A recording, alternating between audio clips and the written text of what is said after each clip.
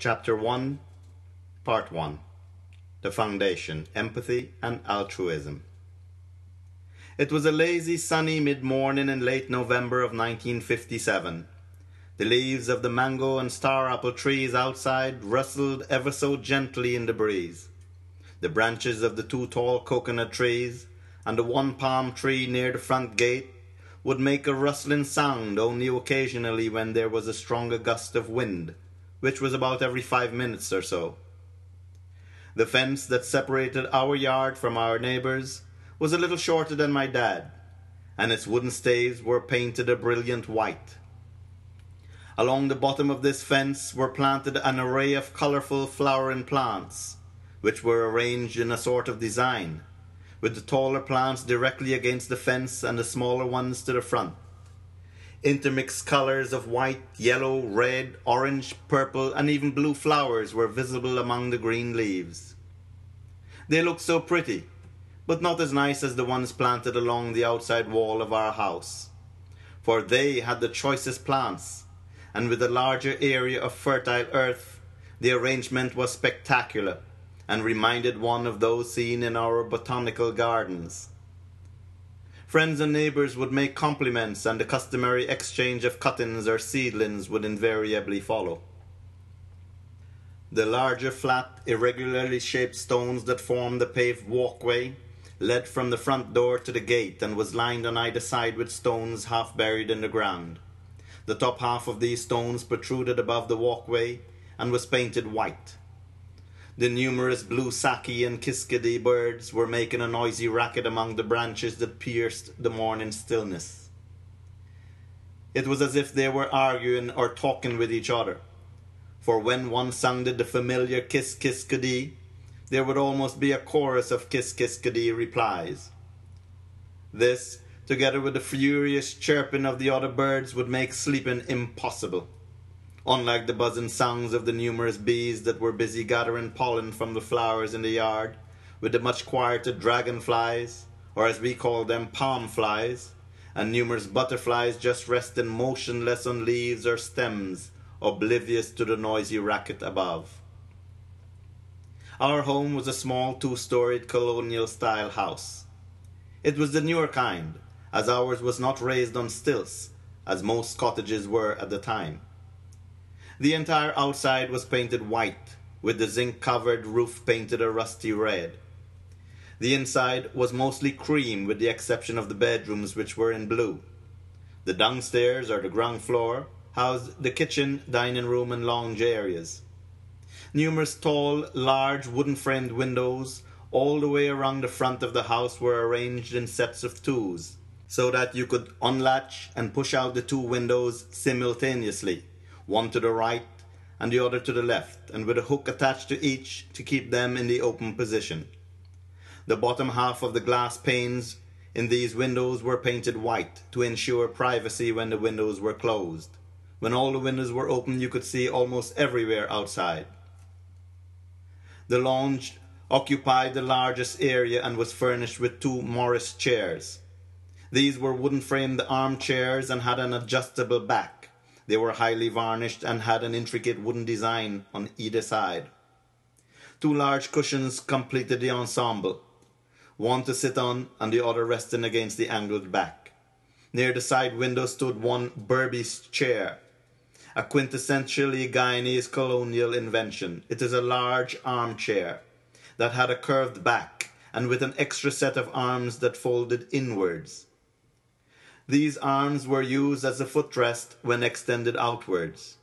There were a number of polished wooden tables with white crochet doilies on each table, and upon which was placed ornamental figurines.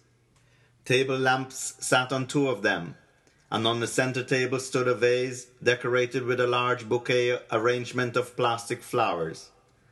The obligatory ashtrays and various smaller ornaments were distributed strategically among the tables.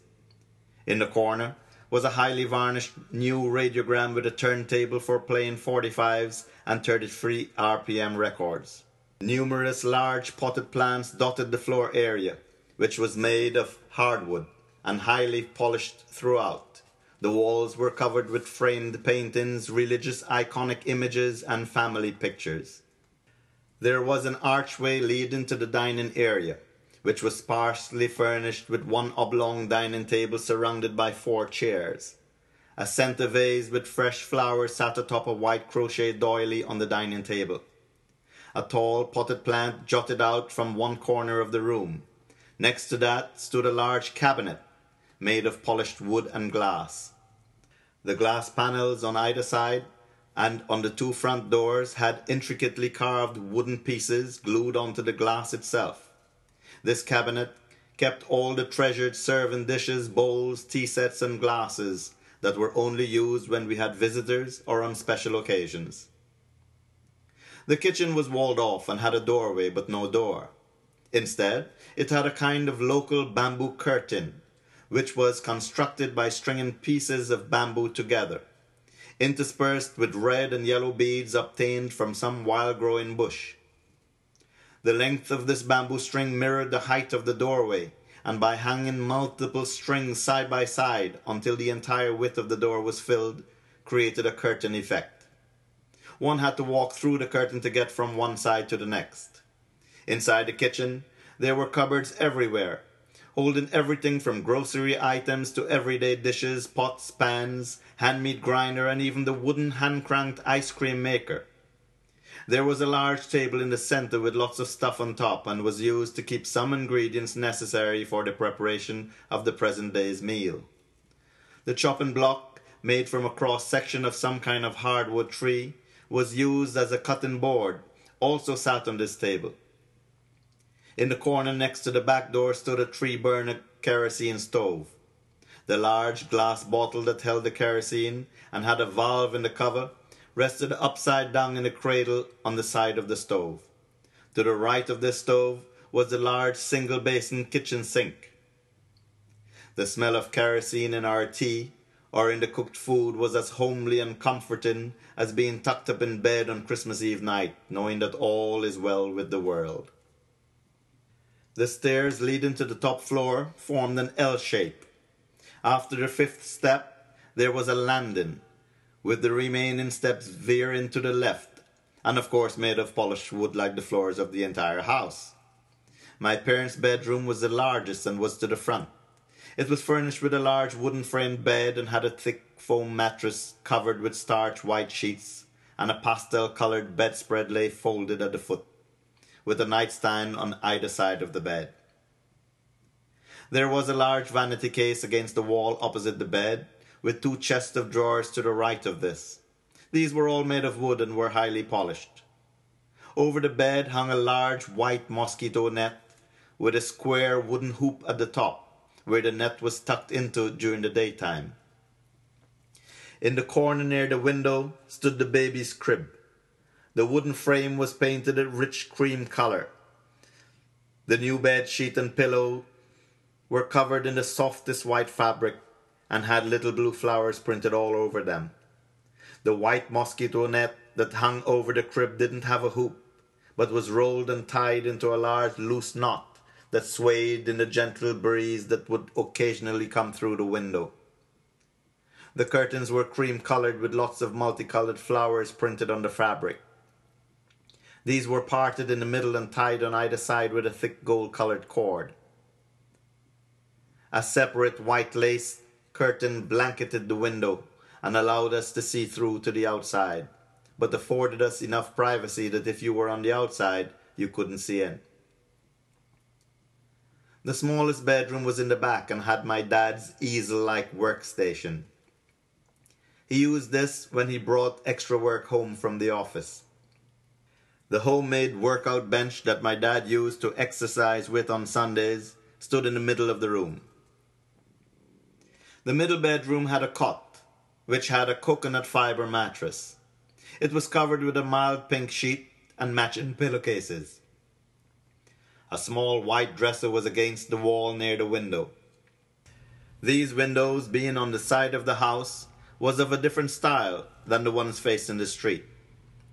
These were the square type that you had to push the bottom half upwards and secure it with a metal hook. The opened window would reveal a large wooden sill that was entirely closed in. The sides had a design cut into the wood that left spaces open so you could see out a little. The front section was like a door, which was hinged at the top and had latticed louvers all made of wood and painted white. By unhooking the metal arms that held it securely closed and inserting the 30-inch long pole that lay on the sill into the center of the window and pushing forward, the hinged window would open. Inserting the other end of the pole into the groove on the sill kept the window open. These were the coolest windows ever, and even on very hot days it remained oh so cool at these windows.